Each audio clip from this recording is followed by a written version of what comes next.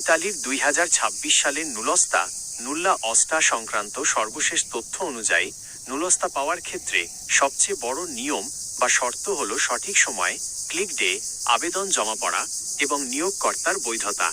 বর্তমানে 2026 সালের কোটার জন্য কার্যক্রম পুরোদমে চলছে। আপনার প্রশ্নের উত্তরগুলো নিচে বিস্তারিত দেওয়া হলো। কোন নিয়মে নুলস্তা দ্রুত উঠছে? বর্তমানে ইতালীয় সরকার অভিবাসন প্রক্রিয়ায় স্বচ্ছতা আনতে নতুন নিয়ম করেছে। নুলস্তা দ্রুত পাওয়ার প্রধান শর্ত হল সাইলেন্স অ্যাসেন্ট নিয়ম। নিয়মটি কি? আবেদন জমা হওয়ার পর যদি 60 দিনের মধ্যে সিজনাল কাজের জন্য 20 দিন ইমিগ্রেশন অফিস এসইউআই কোনো আপত্তি না জানায়, তবে স্বয়ংক্রিয়ভাবে নুলস্তা অনুমোদিত হয়েছে বলে ধরে নেওয়া হয়।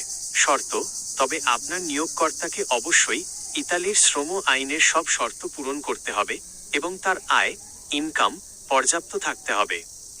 2. কত মিনিটের মধ্যে আবেদন করতে হয়? ইতালির নুলস্তা পাওয়ার মূল চাবিকাঠি হল ক্লিক ডে।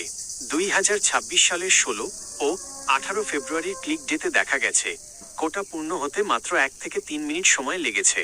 অর্থাৎ যারা সিস্টেম খোলার প্রথম কয়েক সেকেন্ড বা মিনিটের মধ্যে আবেদন পাঠাতে পেরেছেন তাদেরই নুলস্তা পাওয়ার সম্ভাবনা সবচেয়ে বেশি। যারা দেরি করেছেন তাদের আবেদন কোটার বাইরে আউট অফ কোটা চলে যাওয়ার সম্ভাবনা থাকে। 3. কোন কোন শহরে নুলস্তা উঠছে?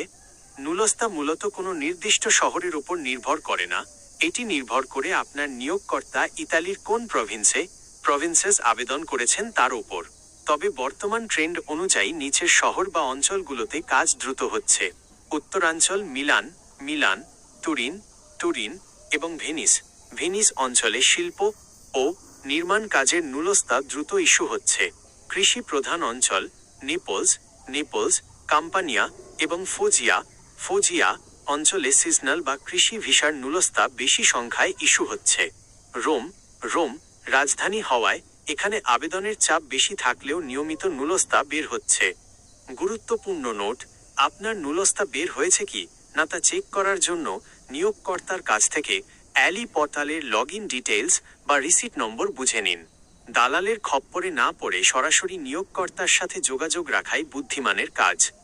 আপনি কি আপনার নুলস্তা নম্বর দিয়ে স্ট্যাটাস চেক করতে চান?